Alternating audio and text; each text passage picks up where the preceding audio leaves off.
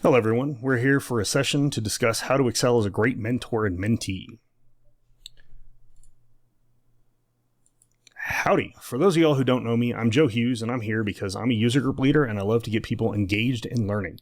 You can find me online, I'm at jhughes on Twitter for as long as it's around, or since hardly anyone will ever spell my last name correctly, you can also find me at fullstackgeek.net. There's a bit.ly link here at the bottom for anyone interested in these slides, and I will also post a copy of this presentation online if anyone's interested in watching the video after the VMUG virtual event. So who am I and why am I here? I honestly kind of hate presenting some of this sometimes, but I've had some folks that have told me that I need to take a little bit more credit for what I do in the community and that this will actually help draw some people in around doing some of the professional development tasks. So currently I'm a senior solutions architect at Pure Storage. I'm also a co-leader for the Denver PowerShell and VMware user groups. I am a serial collector of communities, which we will go over in just a minute. And I'm now an international speaker for VMUG. Huzzah!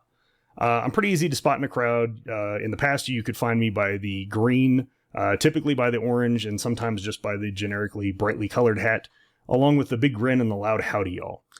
I have little to no shame and just try and share my learnings with others, honestly. I challenge everyone to push themselves, to learn more, and don't fear sharing. And I want you to share your knowledge. Perspective is important, and it's something we're going to discuss in this session especially. And I want everyone to just teach whatever you can, right? This comes from a book that was Be the Master by Don Jones that's since changed. We'll cover this a little bit more in the presentation, but there's always something you can teach to someone else. And I want you to consider doing that. And then job versus career. This one's always a fun one to try and talk to folks about, especially those of us that are in tech that are very, very focused on our current roles. Your job belongs to your employer. Your career belongs to you. I'm going to say that again. Your job belongs to your employer. Your career belongs to you. That might change tomorrow, right? Whether it's due to your decision, due to an employer's decision, due to something completely outside of your control, your job might end at some point. Your company will get along without you.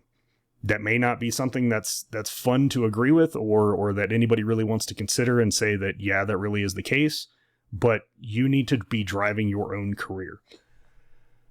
Now for a little bit more about who I am and what I do. A little bit of background on this. I'm also a VMUG leader. I'm a Microsoft MVP now. I'm a VMware vExpert and a vExpert Pro if anybody's interested in getting into the program. I'm also a Veeam Vanguard. I'm a Tanzu Vanguard. I'm a Cisco champion. And I still occasionally help co-host the vBrown Bag webinars that we do on Wednesday nights. How important is any of this? Really? None of it, right? What I want out of this is for you to consider that you should not let any of this scare you, especially the professional development, especially the soft skills. There are too many people that just don't ever get invested in this and think about the benefits to their career from it. Even I will screw up this presentation that I wrote and have given before, and we will all survive. Now, one of the things I push you to do is to leverage the things that you have in your career to drive your actual passion projects and the things that you are really, really invested in. For me, this is the Dads of Castle Rock Community Outreach. That's the hat that I'm wearing today. Our local dads group put together a group. It existed before I even moved up here 2 years ago, but I've since joined. I'm now the chief technology officer for this group, and we actually have a 501c3 nonprofit for doing community outreach. We do great stuff, and what I have done in my career, me learning to be more social, me learning to be a good mentee than mentor, and me learning to do public presentations and things have enabled me to get to the point where I'm comfortable doing grant presentations to our town, our county, our state, and the federal government even for some of these things that we're trying to do, mostly because of the fact that I have become a very social geek. And I'm proud of the things that we do that actually make a difference in the real world. So I push everybody to kind of find their passion and work on things that are outside of only your job and your career. So with this, let's determine where we are starting from. And I like to do this by challenging you to define why you personally are here. So what is the reason that you're here? We're going to discuss reasons for why we're here, but consider why you are here personally. And think about if you fall into both categories as both a mentor and a mentee. Also, I want you to think about if you are actively looking for someone to mentor you. Are you also open to being a mentor, or are you actively looking for people to mentor, right? A little bit of a different mindset for going into this. But if you've already made the decision on entering a mentoring exchange, oof, that sounds bad, entering a mentoring exchange, and now you're just trying to find a counterpart, right? That's a little bit different, right? Because you've already made the decision that you want to engage in this. And then a couple of different things to talk about, right? We're going to have a little bit of a different perspective on a lot of these things. And like I said before, perspective is going to be a concept that I focus on a bit throughout this presentation. To me, perspective is one of the biggest and most important things that you can bring to a mentoring relationship, to any relationship really. But we're focusing on mentoring here specifically. And focusing on perspective within mentoring is important because that is going to drive a lot of your decisions once you want to be on either side of this mentoring interaction. So, single focus or more to share. Are you focused only on the single topic or the first thing that came to your mind that made you think that you might need a mentor? And is that the only thing that you're looking to learn or share? You might want to consider expanding the breadth of topics that you're willing to discuss. Otherwise, you may want to evaluate if you're actually looking for a mentoring relationship or something else. Especially for those of us in tech, if you are only looking for things solely around technical skills or potentially career advancement in your current role, then you might be looking more for a coach inside of your organization or within the community at large. Or you're looking for somebody specifically to help train you on tasks and assist you along the way with technical skills, but both of these are different than mentoring. Each of those scenarios, right, gaining more technical skills or even career advancement within your current role that we just mentioned, don't get into the full depth of mentoring, but we're going to discuss the distinction of mentoring a little bit more. And then finally, for why we're here, right? What is it you actually want to achieve?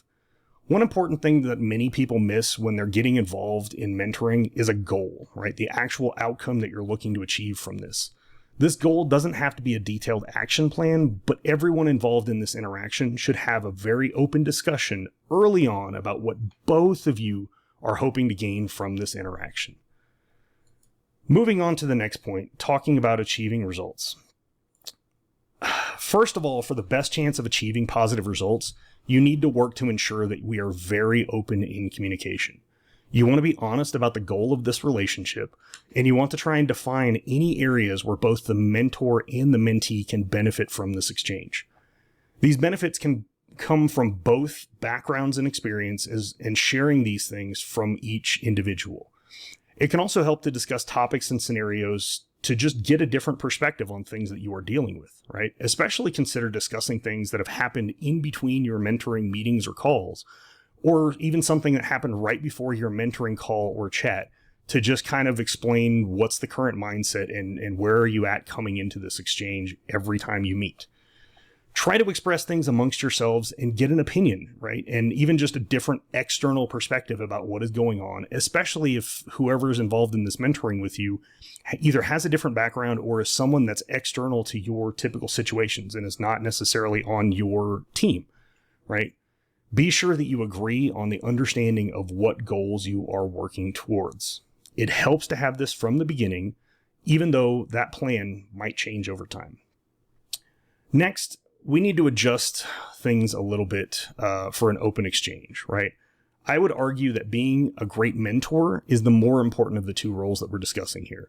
We want to avoid adverse effects of either not achieving the desired outcome or of the mentoring exchange, or worse, just having a less effective interaction between the mentor and the mentee that doesn't actively encourage both to continue enabling other people. We want everyone to continue this process. This is not just about you and your desires and what you're trying to get out of it right now. One thing that a great mentor needs to do is to get over themselves, which is very funny as I'm sitting here speaking into a camera doing a 30-minute recording about this. But you need to focus on the goal of the exchange, right? You need to get you out of the way of the message you are trying to get across and the assistance you're trying to lend to somebody. And for some of this, it might just be good to explain what brings you to the relationship as a mentor and why you want to be a mentor, right? It's one of the few reasons that I actually put in my normal introduction that I put in on the technical side for all the things that I do in the community, just because of the fact that I want people to understand I really have a desire to give back to other people and try and help them on their journey, because I also know that I'm where I am because of the fact that someone else helped me along the way.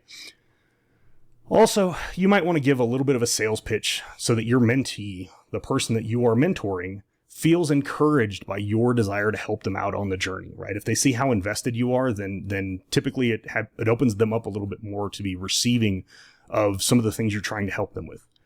And again, you do not have to be an expert in any field, and your mentoring relationship does not need to be only about technical skills or skill-specific focuses.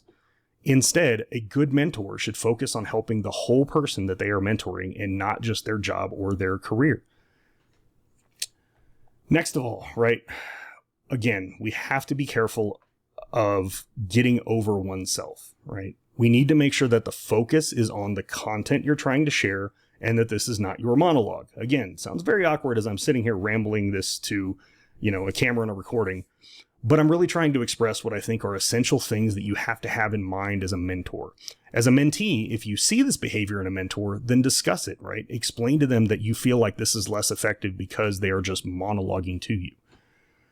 You also want to have your counterpart give their story, and you want to make sure that as the mentor, you are asking your mentee to explain what's going on and share their background, right? You also, as a mentee, kind of want to understand your mentor and maybe what experiences they've had, and specifically what things or what situations you might be able to ask them about where they could assist you because they've been through something before.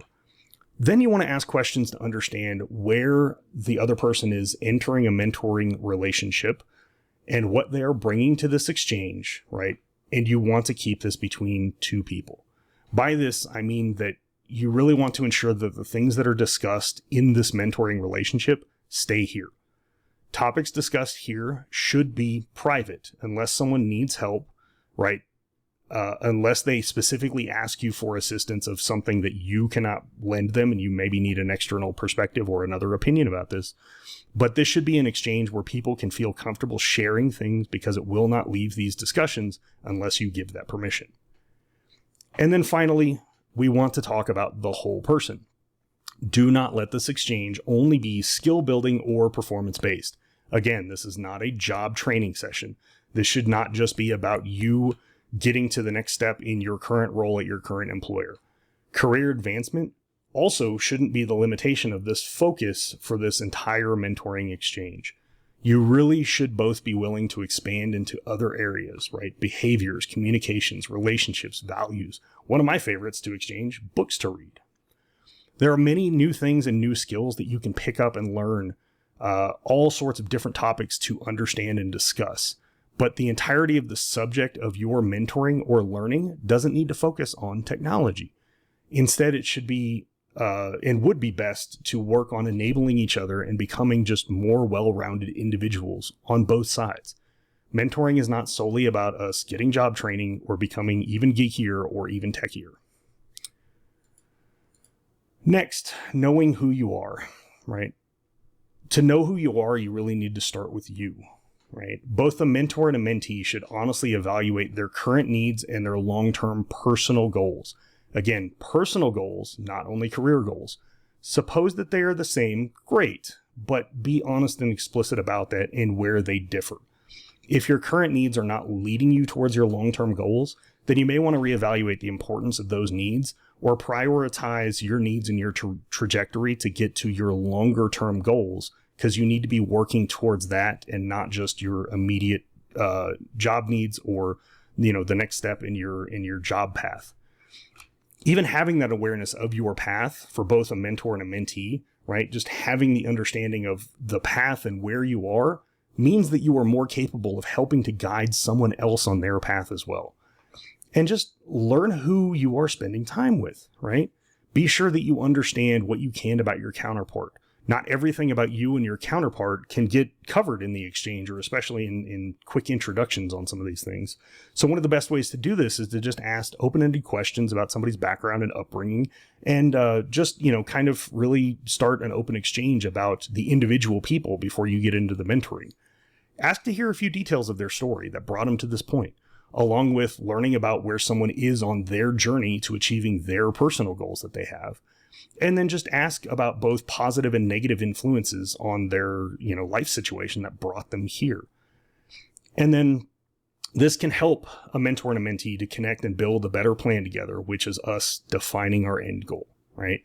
Now that we've learned more about the person and understand what they feel is their current long-term success, Hopefully this is achieving your long-term goals that we, said that we have and we've discussed together, not just the career-focused, next job step sorts of things, but we can put together a better map between mentor and mentee to try and set up the next steps on the journey that we are on. Be the master. I absolutely love this message, but also to avoid any negative connotations here, I want to clarify this. This is all about skills mastery and thinking about the progression from apprentice to journeyman to master, similar to trades. I've shifted a lot of my current thinking on mentoring based on the Be the Master book that was written by Don Jones. It's since morphed into Own Your Tech Career, and it's slightly different. But overall, the book and methodology puts things in the perspective of apprenticeship and skills. Don is an author who has written dozens and dozens of technical books. He was one of the leading PowerShell instructors for over 15 years, even put out some fantastic books around instructional design, trying to help those of us that are trying to teach and train others on how to do it better and how to be more effective in that, even while we were doing technical training. Don then became the head of software developer skills at Pluralsight, right? So heavily focused on learning for very technical topics at a learning-focused institution. And then even moved to a company that was doing remote interviews on employees to cover both technical and soft skills, right? And he's also a sci-fi and a fantasy writer on the side, so, he even figured out the exit strategy. But there's a really important quote here that I want to make. And one of the most important points he made is that you do not need to know everything to be a master, or a mentor in our discussions here. And the extended intro to this quote is, we have it all at some point been an apprentice. Most of us are in an apprentice stage in some topic or another for most of our lives. Many of us have had the benefit of learning, at least briefly, from a master in our respective trade. Too few people, however, go on to become a master themselves. And on this next slide, we see the rest of this quote, which is really what I want to drive home to everybody. You see, the point of a master is not to know it all. The point of a master is to teach, to share, to pass on. One of the things that I would also challenge coming out of the original blog post that fired all of this, couple of tech books and everything out, is that I challenge everyone to also contribute. Do not only consume, contribute back to the community and to at least one other person, because we've all been helped out along the way. So moving to being the master ourselves, being the mentor. When we talk about the mentor, you want to be a mentor, again, by being the master, being someone who is willing to pass on your knowledge. You don't need to know anything more or different than anyone else to be an effective mentor. You just have to be willing to help others and share your perspective on some topics. One of the most effective tools you have in teaching others is your unique perspective, right? It may just be the right view or an explanation that helps somebody to understand or learn a topic that they didn't understand before. It's as simple as that. Often, people needing mentors only need a strong relationship that will help them to be accountable for their goals. Sometimes it helps to discuss things to get someone else's view, whether that is to clarify, to be a counterpoint, or to validate what they're already thinking and working on. That's really all that a lot of people need in a mentoring relationship. And then being the mentee. I want everyone to be the mentee and be effective at it by driving your life. At this point, I want to have everyone thinking that you do not want to be a passenger in your life. You want to move into the driver's seat, and you want to be responsible for moving your life, your career, and your personal goals forward. Resources are available everywhere. So start today by just asking for help, right? Look for a mentor if you don't have one. Starting in the crowd, starting in the online community, starting within your local communities that you have to you, and just have a discussion with your mentor if you already have one, and try and put yourself in control of what it is you're trying to achieve. Especially if you have a mentor that's kind of been passively waiting for you to do these things, then make that decision and start working towards your goals. Regular progress through regular cadence. Here we are talking about the interaction between a mentor and a mentee, and regular is the key here. I know I really buried the lead in this slide title, right? Mentoring will most likely be an ongoing process that might span for a long time, so it's good to have regular checkpoints between the mentor and the mentee. I suggest you develop part of your plan early on for scheduling and how you're going to maintain communications throughout this process, even though the form of communication may obviously change throughout all of this. Some people may prefer video calls. Others might be burned out with video call fatigue after the last few years. You might have success with only periodic phone calls or video calls, right? Just periodic exchanges. Or you might be inclined to have more frequent chat or email exchanges, to whatever it is that you need to do to keep yourself in regular communications and keep both of you on track for the progress that you are trying to achieve. Either way, right? Frequent, infrequent communications, whether you're doing voice, whether you're doing chat, whether you're doing, phone calls, whether you're doing emails, just have some sort of a regular cadence that is established for communications and what forms that will take to keep both of you more accountable for making positive progress, right? And then evaluation is always necessary. Both the mentor and the mentee should continually evaluate how the relationship is working. Think about how your interactions are going. Think about if your goals are being achieved or not. Think about if you even feel like you're actually making steps in the right direction. Consider if there have been any new topics that have come up that should be explored in more depth. Just be thinking about this throughout this entire exchange whenever there are any ideas or any areas of the interaction in the relationship that you feel need improvement. Reaching the end. We started with some goals. We got some communication going. We know there are things that we'll be working on here that are going to be discussed back and forth from mentor to mentee. We started with asking lots of open-ended questions. We've shared some experience, some perspectives. But you both know what it is that you're trying to get to here, right? That goal or the result from the start of this interaction that we've been trying to reach, that hopefully you defined pretty well, even if you've adjusted it over time. And, we're going to get towards like what it is that we're getting at the end of this thing. So benefits from mentoring, right? I want to discuss this from the mentee's perspective first. It might be best to get new views and insight from someone else's perspective as you're talking about your background, your goals, the current things that you are working on, what your life situation is, and things that are happening at work and with family and friends outside of work.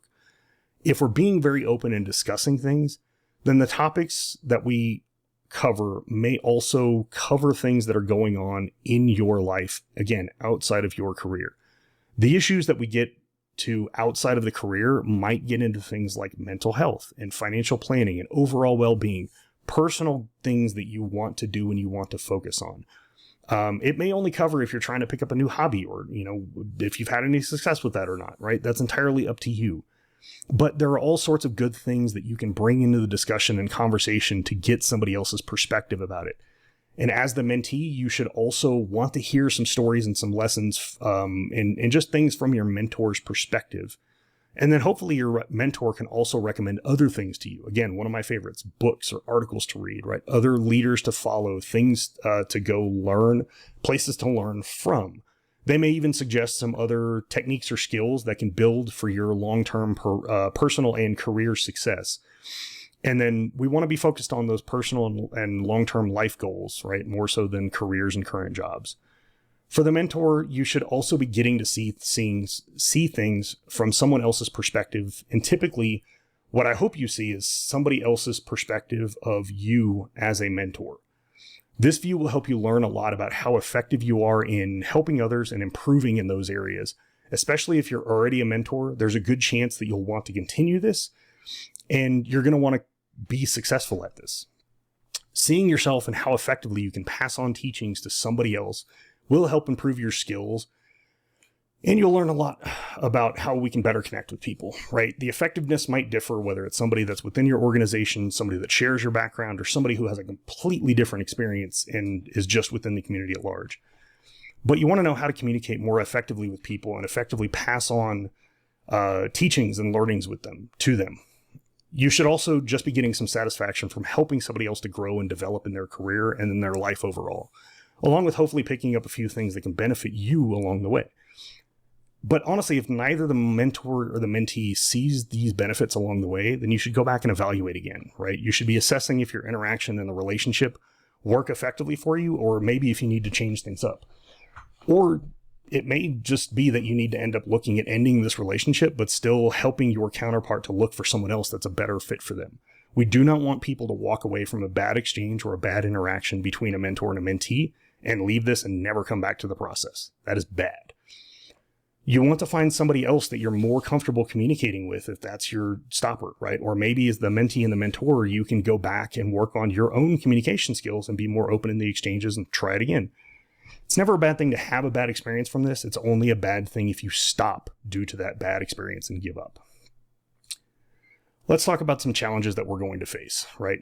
And not that we might, we will, right? A lot of us get pulled in many different directions and things change over time. Imagine that. We're going to fail if we don't reevaluate and keep up with these changes as we're going through this mentoring process. But there are additional challenges that we may face during mentoring, right? And some of this might cause us issues throughout or specifically at the end. From the very beginning, we could be lacking definition, right? We're going to face this if we don't discuss the desires of the interaction, if we don't develop the goals that both people want to have achieved at the end. Suppose that you have no purpose, or your mentor or mentee don't understand that desired outcome of the other individual. In that case, it's going to have you just kind of meandering through the interaction and not really ever having a lot of meaningful conversations or results because you're not sure what the other one is working towards. Lack of openness can be a very difficult one. Sometimes this is because you're hesitating on discussing things, even if your initial focus on this and a lot of what you want to do are to get benefits that are only for your career, then you may not want to discuss things about your background or your family or life situation. But sometimes that lack of openness is just going to keep us from being very effective because the other counterpart you have in the exchange won't grasp everything that makes up your perspective. Having somebody that's non-responsive or who over-communicates and controls the conversation with how much they talk can both cause issues. You're never going to get insight from the other person's perspective if you're not having open exchanges, right? And this can make things very one-sided or difficult to continue without any real meaningful exchange. Lack of connection. Sometimes, honestly, there's just a lack of connection, right? It can happen if we don't share enough of a common background, if we don't have enough of a skill set in communications to share our experiences in a way that we can make them relevant to somebody else. If we're not good at giving explanations, if we're not good at telling a story, then that might hinder us in this a little bit. You may just kind of finish out the communication and make it a back and forth if there's a lack of connection, right? And it's not really much of an exchange. It's just talking at each other. Sometimes you can overcome that. Or sometimes you need to change what you're doing and use analogies or stories or other shared experiences that you have. Or maybe you can use them more to communicate a little bit more effectively if you learn what works. But sometimes there's just a lack of communication or there's a complete disconnect there with the goals of the mentor and the goals of the mentee. You may not be agreeing on how you get there, or sometimes that's something you can work through, but sometimes it's just going to end up there, and that's where you decide you're going to look for a different counterpart in this. And then lack of time. This gets all of us at some point. We all face a lack of time and not tasks, right? And things to get done throughout the day. Especially if you feel like you're someone who has to research and learn everything. If you feel like you're somebody who has to become all things to your mentee when you're in a mentoring role, or if you try and show off all the stuff to your mentor, these things can maybe hurt you in the long run, right? Behaviors like that make it so that you're spending so much time and trying to invest so much into the relationship that it can also be discouraging if you don't see that your counterpart's doing the same thing on the other side. And sometimes, honestly, some people may just see that you're spending all this time and energy and you're not getting the results that you want from the exchange for yourself, right? Others may not understand how involved this process might be or how long it might take before they start, and they may not give you kind of the support that you need for this. Any of these instances can just lead to where we feel like we don't have the time to continue with this, and maybe we didn't adequately set enough time aside to work on this from the beginning. So it's worth trying to determine if your current needs or what you're focusing on right now are leading towards your goals at the end, or if you really need to reprioritize things and just change it up in your life a little bit. Do you need to ask if the mentoring is something you actually want to invest the time in now, or do you need to take a break for a little while? These are all things to be openly discussed between mentor and mentee in this relationship so that everybody's on the same page. All right, and for our final slide and the last couple points we're going to discuss here, we're going to talk about closing the loop. So first of all, I want to discuss early separation. And what I mean here with early separation is that you should have the mentor and the mentee both discuss the plan for how this relationship will end, right? How are things working in the interaction? You want to make sure that you're empowering your mentee in the relationship to start learning things on their own, right? And have them start driving some of these conversations and some of these meetings during this interaction. So this might lead to a lot of conversations, right? And you may want to try and just have them kind of leave on a positive note, or possibly slow down the touch points between mentor and mentee, and just kind of like start distancing a little bit to just let the mentee really lead the relationship here, right? And early separation mostly being that the mentor will kind of stop driving a lot of these interactions and just switch roles a little bit to let the mentee lead a little. Completion or pause for effect. You need to determine if you're going to try and work this mentoring exchange to kind of a natural completion, or if you're going to pause for effect, right? With the lack of time that you may want to put things down for a little bit if that's a problem that you're facing, or maybe you just want to schedule a meeting or a call a little way down the road, right? It might be a few weeks down the road, or 1 or 2 or 3 months down the road, to just kind of see how things are going. That lets both of you see this progression, and then you get to step back from the mentoring relationship for a little bit and do some evaluation, and then see the results that come from this. You can also work the exchange to a completion where you both feel like you've completely achieved the goals that you had from this. And then going forward, you may just, continue to have some touch points, but just as colleagues or friends that discuss things regularly, but it's not necessarily a mentoring relationship anymore. And then planning for follow-up, right? I always try and suggest that people follow up so that mentor and mentee have some feedback on what went well and what didn't from their counterpart in this. Don't do this immediately. Think about it, really go back and kind of evaluate, look at any notes that you have from this interaction, look at the goals that you achieved, look at how you were able to adjust any of your plans throughout on some of these things. And we just want everyone to be working on continual improvement. And then it helps you to have a plan in the future for working towards, again, your personal goals, making progress as a better mentee or mentor. Or you could just take some of this feedback that you have, and it can kind of help you to start up another round of communications back and forth between mentor and mentee around just how to improve things of that interaction, the relationship itself. And lastly, if things didn't work, right? If you never connected between mentor and mentee for some reason, if the background wasn't there, if there wasn't enough shared experience, if somebody's perspectives on topics made it challenging to have a good interaction, don't just walk away from the process. Work to find a different mentor or mentee that you can help, right? Especially if you as a mentor know of someone else who would be a good or potentially better mentor to take over this interaction, or they may have a better background, or they might have more experiences in a particular focus area that the mentee is looking at trying to grow within. Then try and suggest that, right? Share your network with them. It's absolutely one of the most valuable things we can do as a mentor in this. But also, if you're a mentee and you just feel like you didn't get as much as you wanted out of the relationship, consider looking for another mentor, right? Ask your current mentor if there's someone else that can help you along the way to make additional progress. Whether that's in the areas that you discussed or something completely different that they may have a better connection for that, do not just leave these things and walk away from it. That's the worst thing you can do, is just give up and don't try any further. And I challenge everybody to not do that. In closing, that's all I've got for this presentation, right? Thanks to anybody that actually, came out and listened. I'm around online. If anybody has any questions, you can always harass me on Twitter as long as it exists, or you can find me, via the blog or email of just joe@fullstackgeek.net. If anybody has any perspectives they'd like to share with this, if you have any input or feedback, please share it openly amongst the community. I would also challenge everyone to come and present for VMware user group, right? Come give a VMUG session, submit an abstract so we can hear all of your thoughts on this or other topics as well. And thanks everybody for attending, and have a great week.